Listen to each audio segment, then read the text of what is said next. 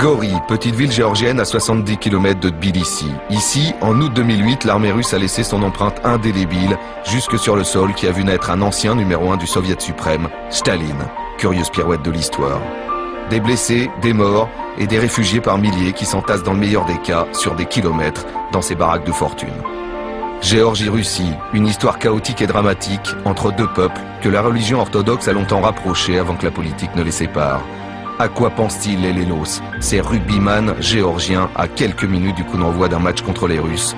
Le sport et le rugby peuvent-ils être plus forts qu'un tel fracas? Eux seuls ont la réponse.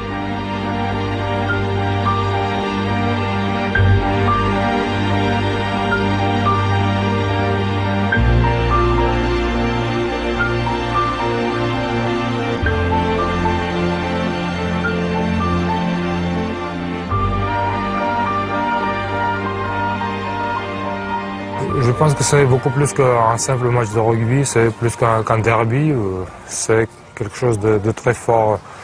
Surtout ces derniers temps, on est en tension permanente politique, il y a eu beaucoup de morts des deux côtés et forcément ça donne une autre dimension à chaque fois qu'on se rencontre. Même si j'ai beaucoup de copains dans cette équipe de la Russie,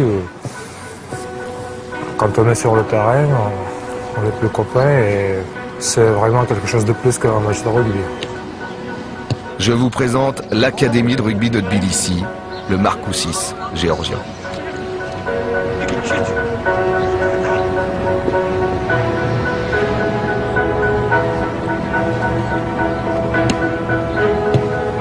It is incredible when you look at the development, you look at the facilities, tu regardes les facilities, le terrain, the MEAD. They have incredible spirit. They want to play for Georgia. You know, they're in a much better situation in France. Living standards, their pay, but you know, the feeling of unity to come back to their country. Crouch, touch, pause, begin.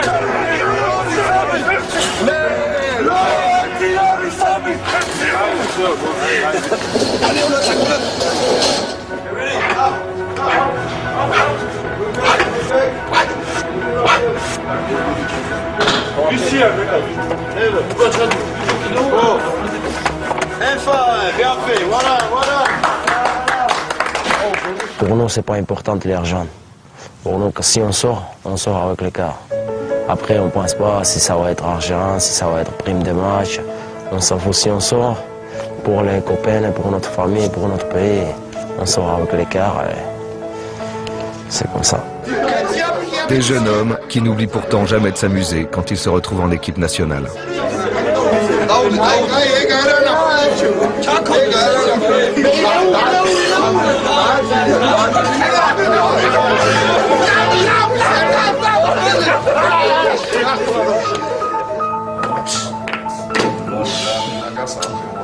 Ah, il faut qu'il rate.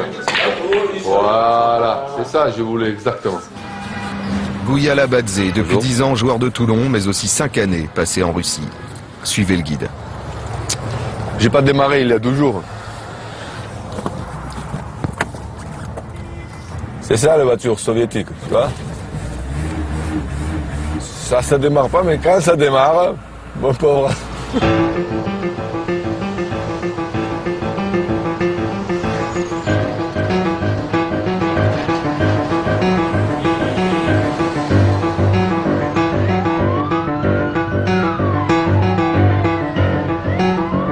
Si tu conduis ici, tu peux conduire n'importe où dans le monde. J'avais 20 ans quand j'ai parti de la Géorgie. J'ai parti en Russie en fait. Moi j'ai été habité pendant 5-6 ans à peu près en Russie. Moi je me suis régalé là-bas. Vraiment j'ai des amis, même hier j'ai envoyé les emails parce que c'est les gens, ils sont comme ça. Et j'étais habité avec eux, ils étaient habités avec moi, on mangeait ensemble, on partageait la table et je peux pas oublier tout ça.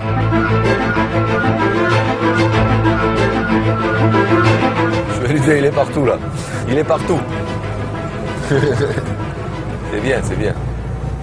Quand on avait la guerre, j'avais des amis qui partaient par exemple à l'armée Et il ne revenait plus. Et j'y avais triste, bien sûr. J'ai pleuré. On a des choses à pleurer, quoi. Et à rigoler aussi. Voilà, c'est mon père. Voilà, Khadija.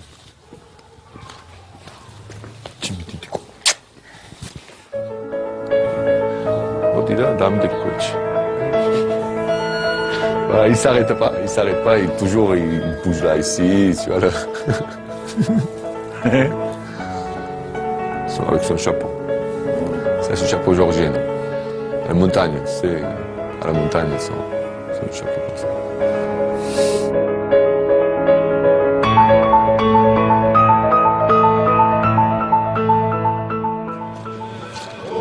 Trait d'union et d'unité entre tous ces déracinés et exilés du rugby géorgien, la foi et cette bénédiction dans la plus grande église de Tbilissi.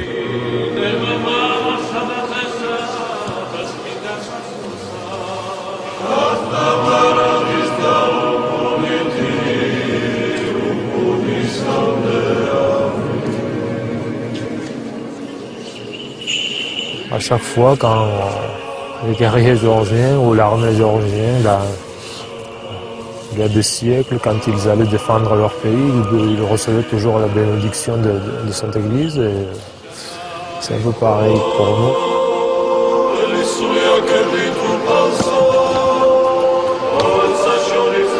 On prie tout le temps, on est très croyants et on fait tous les matchs ça.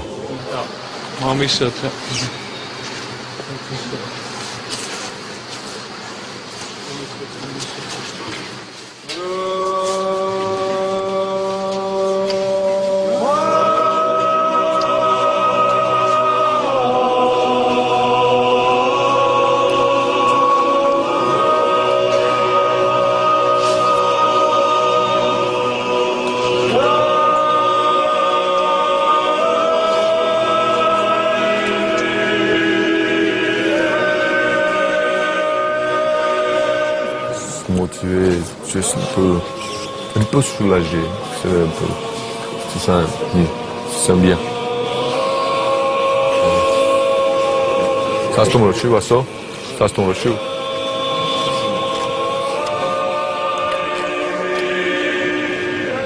Pour des raisons de sécurité, l'International Rugby Board a choisi de faire jouer ces deux équipes en terrain neutre. Destination Mariupol, en Ukraine, à la frontière russe.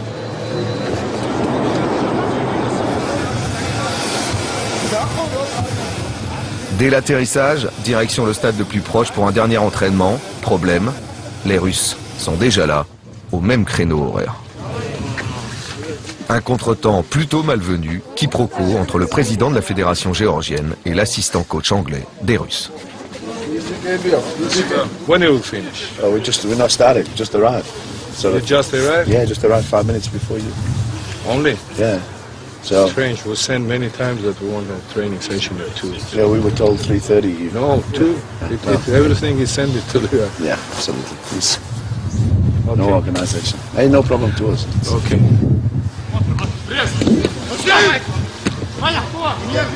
No go.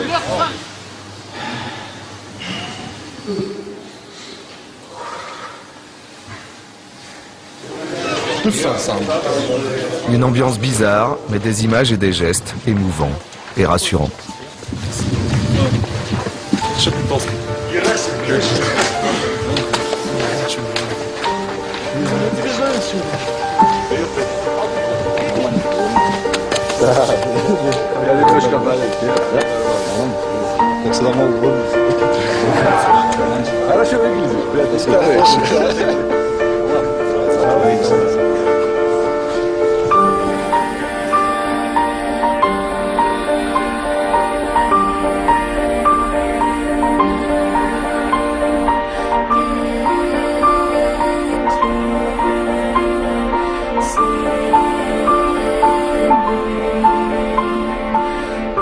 Chaque fois qu'on joue contre le Russien, c'est grosse oppression. Je sais pas, une partie de moi va mourir sûrement demain si je perds ce match-là. Et ça, je sais pas, c'est... Non. on pense pas à ça.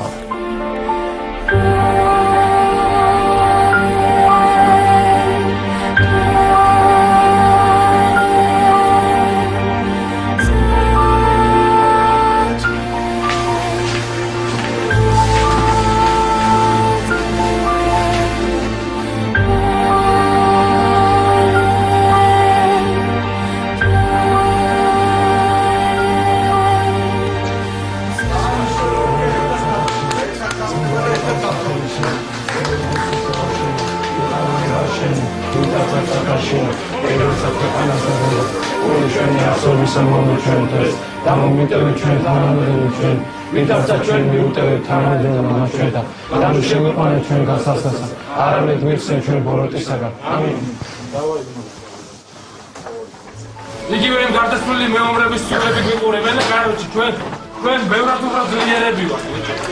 ჩვენ ვიცავთ ჩვენ ტერიტორიაზე, ჩვენ ვიცავთ ისე მოდიან ვინაცნები კაროჩი. Chez les Géorgiens, la force est dans l'unité de leur mêlée d'abord, point d'ancrage incontournable de toute équipe de rugby, comme un symbole. Des joueurs géorgiens plus aguerris que les Russes au joutes de haut niveau, grâce au club français qui les accueille dans leur rang depuis des années. Ici, Mamouka Gorgodze, 3e ligne de Montpellier. La Géorgie s'impose pour la 13e année consécutive face à la meilleure équipe de Russie qu'elle ait jamais affrontée. Score final 29-24. Le reste ne se raconte pas, il se savoure, il se déguste comme le bon vin géorgien. Car dans cette histoire, c'est le rugby et ses 30 acteurs en rouge, en blanc, qui sont sortis par la grande porte du sport majuscule.